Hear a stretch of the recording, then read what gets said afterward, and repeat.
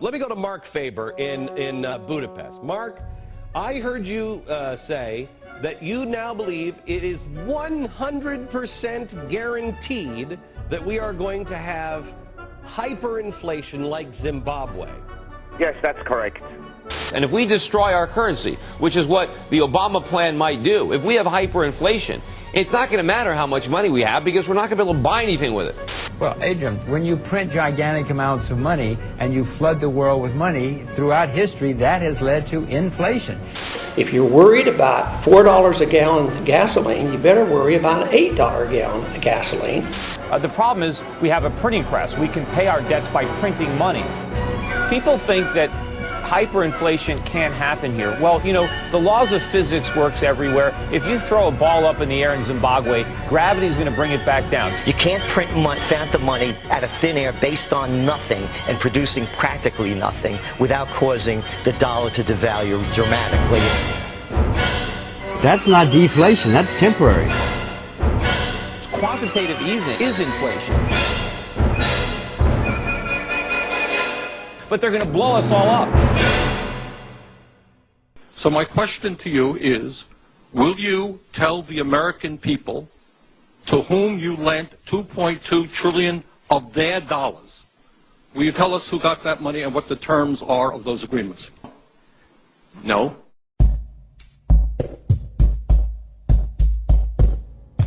Inflation, simply explained, is the printing of money.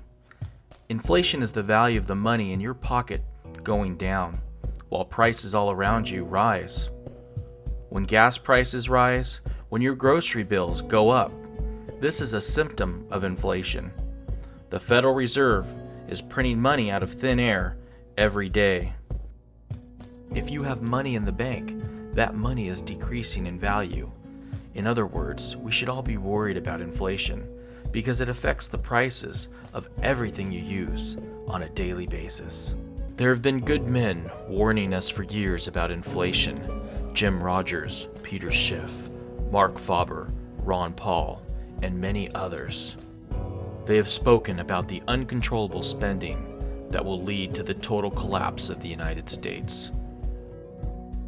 And then there have been those in power who have ignored the warnings. George W. Bush, Ben Bernanke, Timothy Geithner, Barack Obama, Nancy Pelosi, and all of Congress. We will show you how these individuals, through stimulus plans, bailouts, low interest rates, and the ever-expanding balance sheet of the Federal Reserve, will lead to the destruction of the U.S. currency. We owe the world probably as much, if not more, than Germany owed, only we didn't incur this debt fighting a war. We incurred it remodeling our houses and buying cars and television sets and iPods and all these little gadgets that we didn't need, and now we owe the world trillions, and we're reaching for the printing press to pay it back. Never before in world history were people able to buy houses with no money down. Many people bought 4 or 5 houses with no money down and no job. And then they did it with cars and student loans and credit card loans. You think we just say, well, that's too bad, we're going to start over, nobody loses his job? Be realistic. We have to realize that the monetary base, the liquidity was doubled in a few short months. To me, there's a lot of inflation out there. It's already inflated. We're in the midst of inflation. Because the prices haven't gone up doesn't mean we don't have the distortion. And it was that system that gave us the financial bubble, the artificially low interest rates, the malinvestment, all the mistakes made, and now we're trying to correct all that by doing the very, very same thing. This system that we've had since 1971 is non-viable, and it's coming to an end. That's what this whole story is about.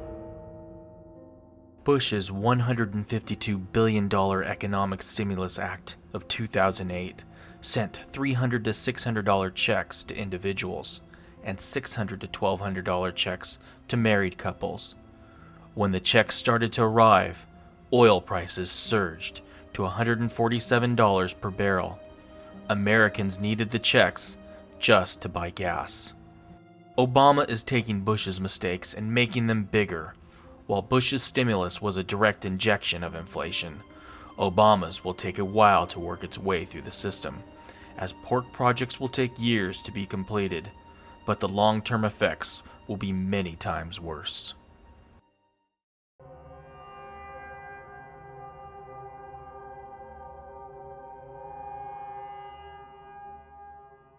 the Obama budget deficits, I mean, they dwarf anything that Bush had. I mean, it's ironic that Obama is now trying to criticize Bush for running up the deficit, as he's running it up through the roof, $2 trillion in his first term. And he's saying, well, I'm going to cut it in half by my last year. Well, even if he's right, it's still going to be $1 trillion when he cuts it in half. It's still more than twice the last budget deficit from Bush. In an attempt to reinflate the dot-com bubble, Alan Greenspan lowered interest rates from 6.5% in 2000 down to 1% in 2003. Greenspan did not reinflate the dot-com bubble, but instead created an unprecedented rise in real estate prices. Now, in an attempt to reinflate the real estate bubble, Ben Bernanke has lowered interest rates from 5.25% in June of 2006 to their current level of 0%. Tell me, what is the worst case scenario? So we have so many economists coming on our air and saying, oh, this is a bubble and it's going to burst and this is going to be a real issue for the economy. Some say it could even cause a recession at some point. What is the worst case scenario if, in fact, we were to see prices come down substantially across the country? Well, I guess I don't buy your premise. It's a pretty unlikely possibility. We've never had a decline in house prices on a nationwide basis. So what I think is more likely is that house prices will slow, maybe stabilize, might slow consumption spending a bit. I don't think it's going to drive the economy too far from its full employment path, though.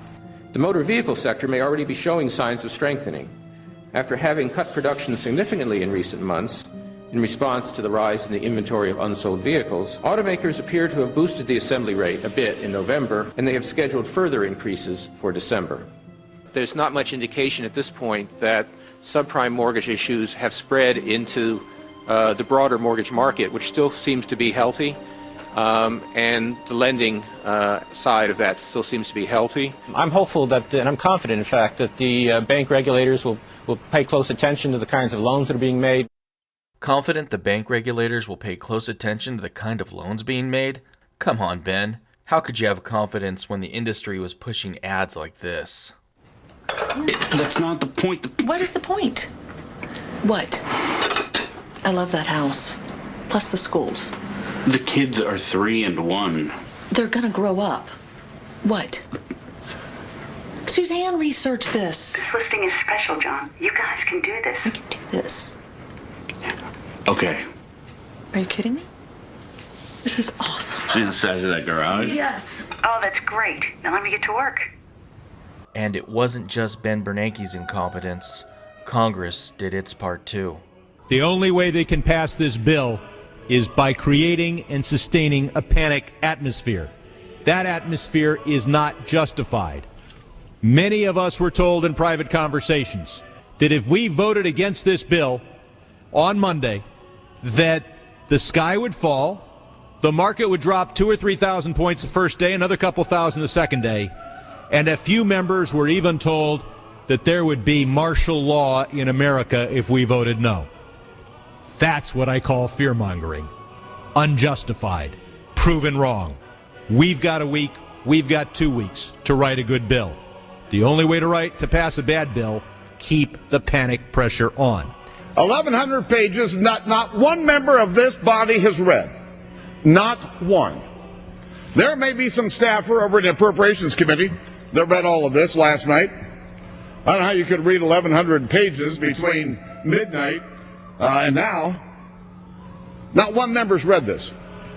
What happened to the promise that we're going to let the American people see what's in this bill for 48 hours? But nope, we don't have time to do that.